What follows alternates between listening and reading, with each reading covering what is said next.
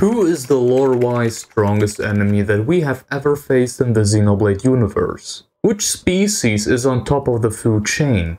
We are talking about monsters and native wildlife specifically here. The inspiration for that idea came from me reading through some lore for some bosses in Xenoblade Chronicles, and also Elden Ring. It's kinda cool when developers include some extra lore for enemies and bosses in the game. But yes, what or who is the lore-wise strongest? For that, I came up with 5 stats that will determine which one prevails in the end. Let's go through each of them and I will explain what they mean. First, we have offense, aka attack power, measuring their raw damage output, including physical strength, special abilities and ether-based attacks. The second one is the defense, aka durability and resistance, where we evaluate their ability to withstand damage, including natural armor and resistance to elements. The third one is speed and mobility, measuring how fast and agile they are, including aerial movement, teleportation, or evasiveness. Some creatures may not hit hard, but are really fast and love to evade a lot. Then comes intelligence, aka tactical ability and overall awareness.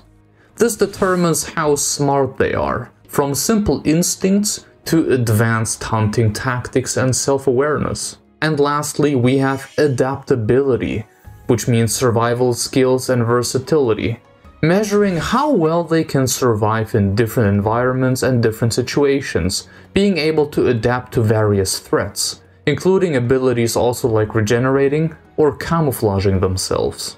With those stats, we can determine who's the absolute strongest in the Xenoblade universe. So let's start with the first monster on this list. Number 5. Part of the squid species. Cloud Sea King Ken. Being essentially a massive Cthulhu-like squid which only spawns after visiting the Radamanthus space station. Is it an alien perhaps? Considering that he is the only enemy that drops moon meta chips, it wouldn't be unheard of.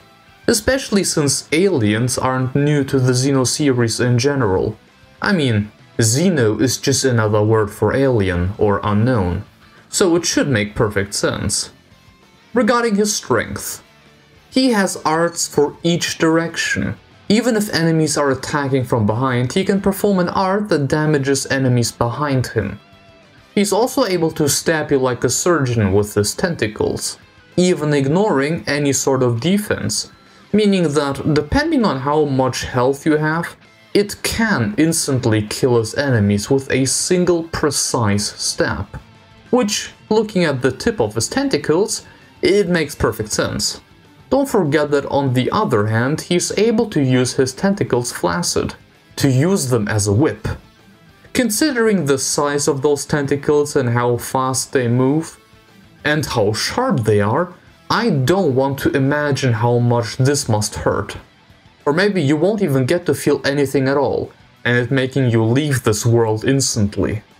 Should he go below 80% of his health, he can spew out clouds of ice, which not only makes you freeze to death, but also smells horrendous. Should he go below 60% of his health, he can create a cyclone by spreading his tentacles and spinning real fast, sending you into the air and away. Considering his massive mouth and sharp teeth too, him biting his enemies would probably be more than painful as well.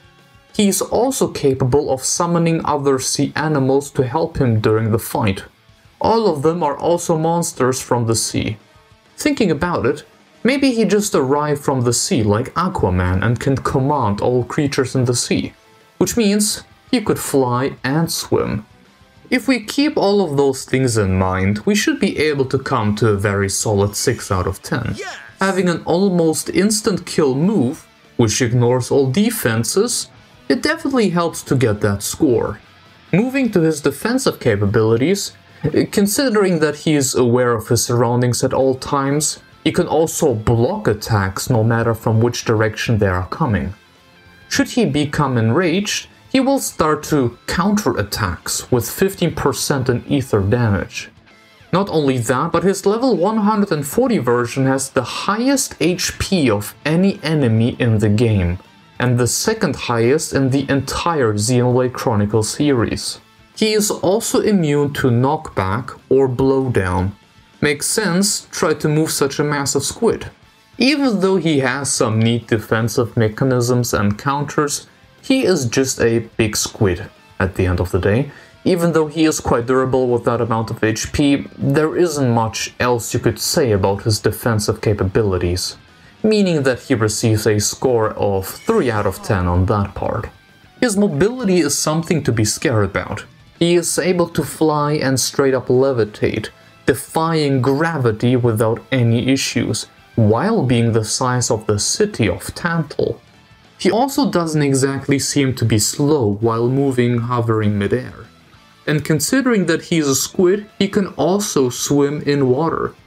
Those facts alone, that he can defy gravity and quickly go from A to B without any issues despite his size, and just considering how fast squids are in real life, and don't forget, we can see him attacking fast, and spinning fast enough to create entire cyclones, I think he is easily the boss with some of the best mobility on this list, placing it on a very nice 9 out of 10. Now, onto his intelligence. Coming back to the squids we know in real life, squids are very smart in general, some of the smartest animals we know of. And considering his arts, we know that they are aware of their surroundings at all times. There isn't much more we can say about him, so we just have to assume that the same rules apply here, in comparison to the real-life counterparts. Meaning we'll give him a beautiful and generous 8 out of 10. On the adaptability part, by technicality he should be able to camouflage himself, which is probably simply not necessary in this situation, though it is something that squids can do in real life. Very cold environments don't seem to bother it as well. Considering once again how little we know, giving him a 4 out of 10 seems to be appropriate. All in all, quite a solid start into our list. I wouldn't want to face him personally, but who could beat him in a 1v1? Moving on to number 4, part of the Pisgonoids category, and part of the Colubrum species. Vortis, the Deific Blast. We focus on Vortis specifically considering he is the strongest Colubrum we know of. Something we do for every boss in this video. So let's go over some lore provided from the game. Enormous dragon-like creatures armed with multiple feelers. Each of these appendages move as if independent of the Colubrum, and features a prey-seeking mouth at the end. Much of their time is spent hibernating beneath rivers of magma, making the beasts a rare sight indeed. They're easy to spot when active, however, as they quickly turn their voracious appetites on every organism in the vicinity. With a lifespan of close to a millennium, aka 1000 years, and activity periods that are irregular at best, Colubrums rarely end up reproducing more than once a century, resulting in relatively low numbers for the species. All in all, we can already take away some pretty important information regarding those creatures. But let's start from the beginning. Things look already significantly scarier with this one. They are able to shoot electrified laser projectiles that are target-seeking. They can also create an electric discharge like a massive EMP, damaging everything in its surrounding. You also shouldn't touch them. They are constantly under high voltage, and produce even more if needed, almost like an eel. They can spin around themselves very fast while spitting fire, meaning they can create an entire tornado, which will turn into a fire tornado, which will hurt you real bad. In general, he seems to be quite capable of doing any sort of damage with the electric and fire element, also being able to send a lightning after you. Talking about weather-related abilities, he can change the weather, making it to start rain brimstone, which will damage you over time, though it probably is connected to him being located in Cauldros. If that wasn't enough, He can paralyze enemies for a short time with a very powerful brawl, and has also a super suction ability, able to suck everything in front of him into his mouth with ease. Any smaller enemies can be instantly inhaled and consumed. All in all, the Colorum species is no joke. Being able to bend elements to his will and make use of them in such a way is more than dangerous for sure. On our scale, he absolutely deserves to get a 9 out of 10. You can say the same thing about the defense. He is completely resistant against any sort of thermal or electric attacks, even being able to rest and sleep in magma without any issue, which also implies them having a thick skin, which is also probably constantly under electricity. Granted, this isn't much, but the fact that multiple elements have no effect on him whatsoever, plus also him having a thick skin, which also hurts you, one can say that a 7 out of 10 is more than justified. His mobility is incomparable to the rest of the monsters on this list, considering that this species is essentially a massive snake defying gravity, being able to fly, swim, even in magma, and also move like a snake in the air. I think we can skip this one and give him a 10 out of 10 in this category. His evasion stats should be through the roof. Definitely the most agile monster on this list. Regarding his intelligence, there is no intelligence. At least there are no signs of it. Sleeping and consuming, it's just instincts at work here. But I'm a nice person.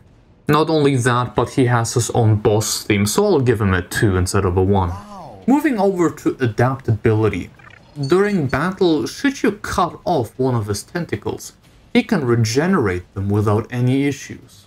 As a matter of fact, colubrins are capable of regenerating 0.5% of their maximum health every few seconds. That's a lot. Which also kinda explains why their lifespans are so long. Since he is also resting for sometimes centuries under the earth, there is no one who can hurt him technically. Which, you know, once again, it seems that heat and electricity don't bother him. He can also move freely in the air and water and lava, and whatever. He can adapt to various environments. I think giving him a 7 out of 10 is more than deserved. Number 3. Species Unknown. Making this one even more interesting, but also uncertain. This is a monster that technically resides on all 5 spots at the same time, just from the fact how little we know of him. That being the Seraphic Caratenia. Caratenia meaning butterfly species according to Wikipedia. And its wings may be related to angels, considering that seraphic means angelic or resembling a seraph. Seraphims being the most powerful angels that God has ever created. They resemble a Telethia, a titan, and his wings and overall posture look like an eagerleaf, though it's a theory that leaves room for more discussions. But that's what we are here for. This is technically the first time we get a full-on cinematic introduction cutscene with voice acting and everything for a superboss, which also then leads into the battle, also including a unique song only for battling him. Let's go over his offensive capabilities. His arts are a combination of various other enemies, which mostly consists of debuffing the attacker and buffing himself multiple times throughout the battle. He can constantly buff his accuracy, damage output, and critical rate over and over again, which increases even more should he become enraged. Not only that, but he can stop the timer on his buffs, so they actually never expire. His peacock-like crystal feathers can be shot like shrapnel towards his enemies. And those shrapnels are all target-seeking. He seems to be able to regenerate those crystals as much as he wants, meaning he has an infinite amount of ammo. He can shoot as many of them as he wants. Ultra Play Bite, one of his arts, has also the chance to inflict the Doom effect, meaning that he instantly kills his opponents with one single bite. Looking at his artwork, he probably has quite a powerful jaw. With the Rite of Illumination, he can completely bypass all defenses. In general, all his ether capabilities are more than terrifying. He can also casually spit out mini tornadoes, which are no joke as well. I'll get more into my reasoning for the third place and my points later, but for all those stats, I think giving him a 7 out of 10 is more than deserved. Moving over to his defensive capabilities, he is completely immune against knockback or blowdown, and completely immune against any sort of ether-related debuffs. And in his strongest form, even having a 95% resistance against any physical debuffs. And even if you are lucky enough to hit him with the debuff, he reduces the amount of time that the debuffs last on him, making him an absolute tank in combat against any enemies he faces. Looking over his stats, he really doesn't seem to have any real weaknesses. The Seraphic Caratenia is in reality just a walking tank that can barely get hurt by anyone and anything, making him truly Ioniel's strongest. All things considered, he seems to be the, lore-wise, most durable enemy from them all, meaning that a 10 out of 10 is absolutely deserved. Now, on his mobility, even though he doesn't fly during the fight, it wouldn't be surprising if he actually can, considering also his entrance to the fight and where the fight is happening in the first place. He seems to be quite agile on his 4 legs, moving like a predator, almost jumping around this place without any issues. Considering his size, it is quite remarkable how quickly he gets around this place. In comparison to the others, the Seraphic Caratenia seems to be worse in the mobility aspect for obvious reasons, but considering the implication being made here, giving him a 6 out of 10 is a realistic score in my humble opinion. There is a discussion being made on his intelligence. There seems to be some form of intelligence being present here, because he doesn't instantly attack, even after drawing their weapons. It only becomes aggressive when the party readies their weapons to attack him. He is looking rather curious at the party, and considering his resemblance to the Telethia, he may actually be able to read their minds, and with that, know their intentions. Honestly, from that intro alone, I personally get the impression that our boss is actually in a juvenile state, that he hasn't actually grown into what he could be. But I'll add once again a bit more to that later. There seems to be some kind of self-awareness, meaning that from this scene alone we can't give this enemy a low score.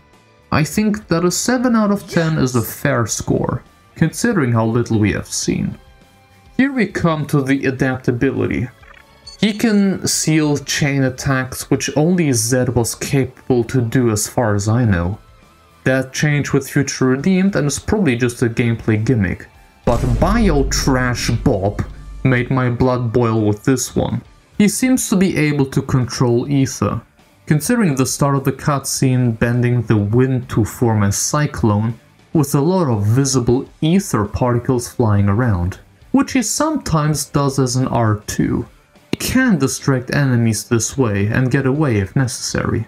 To add something to the theory discussion, should you defeat him with the Soul Hacker class, you will receive the Art Transient Bond, meaning that maybe this monster is a glitch in the system, an amalgamation of multiple species, which would also include an Eager Leaf from Xenoblade Cross. And if you're saying that they aren't present in the third game, this also applies to Telethias and Titans. None of them appear in the third game. Maybe he hacked Origin, just like Zed, and gave himself admin rights, able to constantly alter the numbers with buffs and debuffs, being also able to seal the chain attack bar. That surely would be an interesting concept, but that shall remain a mystery. For the sake of this video, we will give him a 5 out of 10. This is certainly a tricky one, and could probably be placed both higher and lower on all numbers. depending on all the capabilities that we don't know of. But let's get over to the most dangerous animals that the Xenoblade series has ever seen. Monsters able to kill entire planets if they wanted. Number 2. One of the 2 animals belonging to the Ultrafauna category, Inegrelith, with a focus on Farsus the Eva Queen. Hailing from the depths of outer space, these creatures can strip away the ether from entire regions before storing it in their dorsal spines to facilitate interstellar travel. Any unlucky inhabitants of planets they encounter are also devoured down to the very last organism. When this destructive rampage is finished, they set off in search of the next planet. Though rare, Inegrelith do at times come into contact with another one. The ensuing battles spell doom for any planet unfortunate enough to be in the vicinity. Unchallenged for supremacy in Sylvalum, this beast absorbs ether from the nearby atmosphere, eliminating the need to feed. It will, however, kill just for sport. Let's go over her offensive capabilities. She can manipulate gravity without any issues, being able to absorb any ether in the atmosphere at any time, charging herself up. One of the abilities in her creating gravity bombs that are target seeking, and can also topple anyone who is currently flying. She can also charge up energy again and use it for multiple so-called dark rays, which are gravity-based range attacks, and is interestingly tied to her heart, which is an appendage that you can destroy. But that's not all. A multitude of ether lasers, which are also target-seeking, is something that makes you vulnerable no matter if you can fly or not. Talking about gravity-based attacks, she can also create supernovas in a certain radius around her, releasing a certain amount of energy at once, which is the strongest attack she possesses. Let's not forget some of the basics. She can slice you up with her sharp claws, or do a quick 360 and slap you off the planet with her massive and lethal tail. She can also do a quick and powerful stomp on the ground, toppling everyone on the ground. She has a very powerful brawl, which makes the enemies freeze for a moment, then needing a moment to come to their senses again, making you also feel fatigued after it. Imagine being able to suck all the life out of a planet and storing it in your body. This is pretty hardcore. All other abilities aside, this monster is a destroyer of worlds, giving her the absolutely deserved 10 out of 10. Regarding her defense, she is equally resistant to everything at 50%, meaning she is an all-rounder in the defensive department. Otherwise, it's kinda hard to name anything else that's unique in this section. Someone threatens her, she goes, lore accurately, supernova, which can destroy a planet in the vicinity, meaning that she can resist a supernova. She is in the middle of it after all. Yeah, like I said, hard to tell. Considering the lack of anything special regarding her defense, we'll go with the 5 out of 10. Yes! Moving on to the mobility. She is very agile in general, being able to fly into the sky and smash on the ground in no time. Considering that she can do a quick 360 to slap you with a tail, her agility is no joke, especially at that size. Not even mentioning that she can travel through the emptiness of space without any issues. Though without any air resistance and solar systems being light years apart, I do wonder, how fast can they go? All things considered, a really nice collection of things she can do. Let's give her an 8 out of 10 in mobility. Intelligence. Now, what's interesting is that it doesn't really care about you should you run around underneath her. Should you approach her with a skill, she reacts instantly and goes berserk. From the looks of it, most of it seems like an instinct, similar to the ghosts traveling to planets, solar systems, and hey, maybe even galaxies, to destroy them bit by bit. It's interesting that the lore mentions that it kills just for fun, meaning there is slightly more happening than simple instincts. A score of 5 out of 10 is a nice middle ground for this enemy. The adaptability is something to behold. They can regenerate themselves should they receive any damage. We aren't given any hard numbers, but the regenerative capabilities are there, which she very likely does thanks to the ether she stores in her body. At the start of a battle, she creates an ether field, putting you in a constant state of stagger, aka break, and also nerfs your healing capabilities, probably drawing that ether energy straight into her. She can also traverse through the darkness of space, just like that, seemingly not needing air to survive, and not minding the lack of an atmosphere and air pressure, or any pressure at that. 9 out of 10, let's go. Overall, we have seen some capable monsters in this list, though you wonder, who didn't make it onto the list and why? Some honorable mentions. Avalanche Abassi, the strongest boss of Xenoblade 1. An Abassi, by the way, is a demon of ancient Turkish mythology, said to serve the Lord of the Dead. The Abassi demons are known for spreading destruction and for their malicious nature. The problem here is relatively simple. Super bosses from the first game were kinda basic in a way. Avalanche Abassi has, and I kid you not, 4 arts. The enemy on first place has 17, so that's that. Unfortunately, they kinda turned it down again with 2. There's also Tyrannotitan Kuradil, the strongest boss of Xenoblade 2. Tyrannotitan Kuradil resembles a large reptilian creature outfitted with battle armor, a modified titan, so it's not exactly natural. Though some more bits here for you. He regenerates health by killing an enemy, maybe absorbing their ether. Being equipped also with massive miniguns. Very agile, can move bipedal or on all 4, and capable of jumping quite far. Being able to spit out bombs, or ultra annihilation flares, as they are called. Being able to shoot laser rays too. He would have been a very good choice for the top 5, just as he is. I mean, after all, he was also sealed away because of how powerful he was. But coming back to our main list, weren't you asking yourself, well, why hasn't the Eagerleaf destroyed Mira by now? Absorbed all of the ether available and moved on. Ladies and gentlemen, the Eagerleaf species has a problem. Someone that brought an end to their plans, I know, very funny.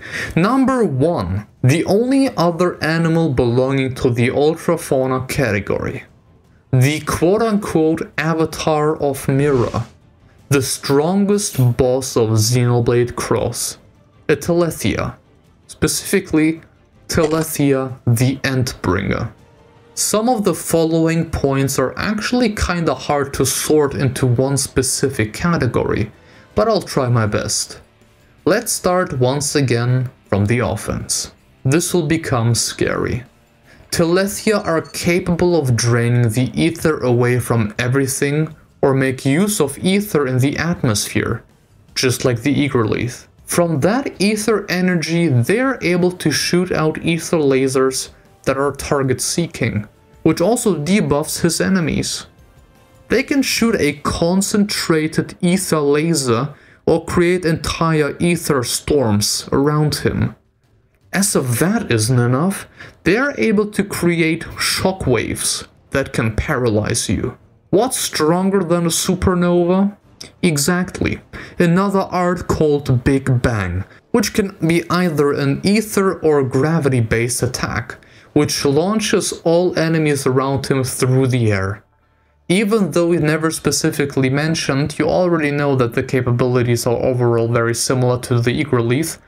Maybe if enough energy has been stored and the Telethia really feels threatened, it can blow away an entire solar system. But that's just a theory. Overall, the Telethia seems to use the ether more effectively compared to the Eagerleaf. But hey, let's not forget the fact that it could hurt you with its sharp claws and the normal slash art, or giving you the massive tear treatment, ripping you to pieces, debuffing you by making this wound harder to heal. This Telethia can also do a quick 360 to smack an enemy off the planet, which makes this enemy fatigued and obviously toppled. No discussions to be made. 10 out of 10. Oh, the defense. If the Telethia realizes that an enemy is approaching, he receives an effect called Aware, creating a Telethia zone around him, which constantly debuffs all the enemies around him. Should you be able to hurt the Telethia enough, it is able to become invincible for a prolonged time against any damage. So it gets a moment to prepare. During the second half of a battle, the music will switch from the regular uncontrollable battle theme to its own battle theme. Now it starts to take you seriously. You must be eliminated. It can reflect thermal and electrical damage. As another separate art, the Telethia can also reflect photons, meaning any light-based attacks are pointless. As if that isn't enough, it is able to create an artificial field around itself as a shield, shocking any enemies that come too close. A more than respectable compilation of abilities to defend itself.